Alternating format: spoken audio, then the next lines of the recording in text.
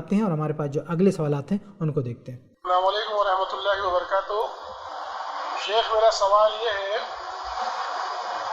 کہ وتر کی نماز میں قنوت نازلہ کون سی پڑھنا چاہیے اور اس کا صحیح طریقہ کیا ہے، قرآن و حدیث کی روشنی میں بتائیں۔ السلام علیکم۔ یہ ہمارے بھائی سوال کر رہے ہیں اور کہہ رہے ہیں کہ وتر کی نماز میں قنوت نازلہ کون سی پڑھنی چاہیے۔ میرے خیال سے سوال بہت واضح نہیں ہے۔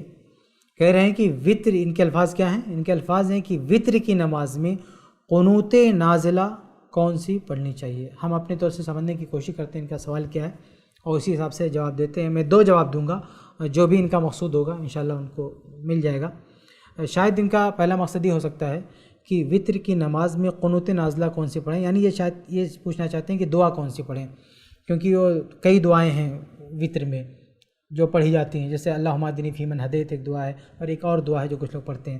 تو ہو سکتا ہے یہ پوچھنا چاہتے ہیں کہ کون سی دعا پڑھیں، تو اس کے جواب میں ہم یہ کہیں گے کہ سب سے بیسٹ جو دعا ہے اور صحیح سند سے ثابت ہے اللہم اہدنی فیمن ہدیت ہے، جو ہر مسجد میں پڑھی جاتی ہے، سب کو یاد ہے، تو یہ دعا آپ پڑھیں، یہ سب سے بہتر ہے۔ تو اگر آپ یہ پوچھنا چاہتے ہیں کہ وتر سے متعلق جو بہت ساری دعائیں ہیں ان دعاؤں میں سے کس کا پڑھنا بہتر ہے، تو میں نے آپ کے سامنے واضح کر دیا کہ اللہم اہدنی والی جو دعا ہے اس کا پڑھنا زیادہ بہتر ہے۔ یہ پوچھنا چاہ رہا ہوں کہ وتر کی نماز میں کیا قنوت نازلہ بھی پڑھ سکتے ہیں؟ دیکھیے، ایک ہوتا قنوت وتر اور ایک قنوت نازلہ۔ قنوت وتر جو روزانہ وتر میں آپ کو پڑھنا ہوتا ہے، وتر کی جو نماز ہوتی ہے اس کے آخر میں قنوت پڑھنا ہوتا ہے، اور ایک ہے قنوت نازلہ۔ قنوت نازلہ یہ فرض نمازوں میں پڑھی جاتی ہے، فرض نمازوں میں، اور یہ کسی موقع مناسبت سے پڑھی جاتی ہے، یعنی کہیں پہ مسلمانوں پہ کوئی مصیبت آئی ہے تو اللہ سے دعا کرتے ہوئے یہ قنوت نازلہ پڑھی جاتی ہے۔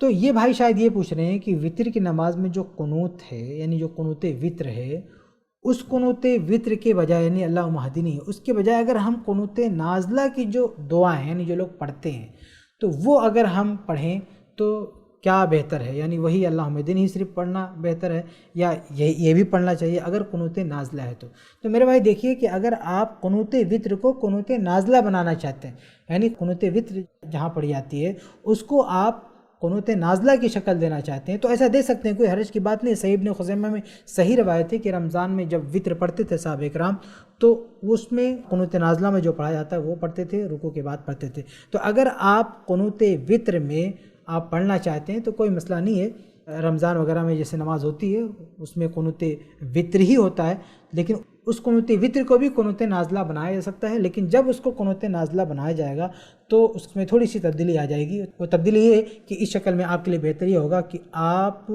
رکوع کے بعد ہی اس کو پڑھیں، قنوت نازلہ رکوع کے بعد پڑھیں، کیونکہ قنوت وتر کو رکوع سے پہلے پڑھا جاتا ہے۔ علماء نے دونوں کو بھی ٹھیک کہا ہے کہ دونوں قنوت ہے، اس لیے آگے پیچھے کر سکتے ہیں، کوئی مسئلہ نہیں ہے، لیکن بہتر بات یہی ہے کہ قنوت وتر کو رکوع سے پہلے پڑھا جائے کیونکہ صریح حدیث میں اس کی صراحت ہے، اور قنوت نازلہ کو رکوع کے بعد پڑھا جائے کیونکہ اس کی صراحت ہے۔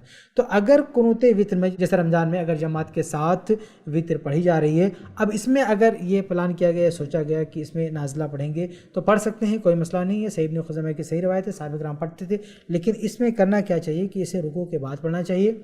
اور جب آپ قنوت نازلہ پڑھ لیں تو میرے بھائی یہاں پہ پھر یہ پوچھنے کی کوئی بات نہیں رہ جاتی کون سی پڑھیں، کیونکہ اس میں آپ آزاد ہیں، اس میں الفاظ کی پابندی نہیں ہے۔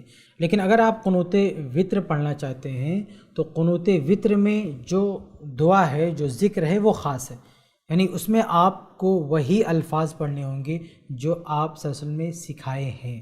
تو قنوت نازلہ میں کوئی پابندی نہیں ہے۔ اگر آپ قنوت وتر پڑھ لیں تب تو وہاں پہ یہ آپ پوچھ سکتے کون سا پڑھنا ہے، لیکن اگر آپ قنوت نازلہ پڑھ لیں تو قنوت نازلہ میں ذکر کی کوئی پابندی نہیں ہے، آپ جو چاہیں دعا کر سکتے ہیں، بشرطے کہ کوئی دعا جو کتاب و سنت کے خلاف ہو تو اس سے اجتناب کریں گے، اور کتاب و سنت کی روشنی میں کوئی دعا، کوئی ذکر، کوئی بات خلاف نہیں ہے تو اسے آپ قنوت نازلہ میں پڑھ سکتے ہیں۔ اس لیے آپ دیکھیں کہ پوری دنیا میں جہاں بھی مسلمان جب بھی قنوت نازلہ پڑھتے ہیں تو ان کے الفاظ ایک نہیں ہوتے ہیں، بلکہ وہ موقع محل کے لحاظ سے الفاظ سلیکٹ کرتے ہیں، دعا بناتے ہیں اور اس حساب سے پڑھتے ہیں، اور یہ جائز، اس میں کوئی حرج کی بات نہیں ہے، کیونکہ قنوت نازلہ موقع محل سے ہوتا ہے، یعنی کسی خاص حالت کی وجہ سے قنوت نازلہ پڑھی جاتی ہے تو اسی اعتبار سے اس کی دعا ہوتی ہے.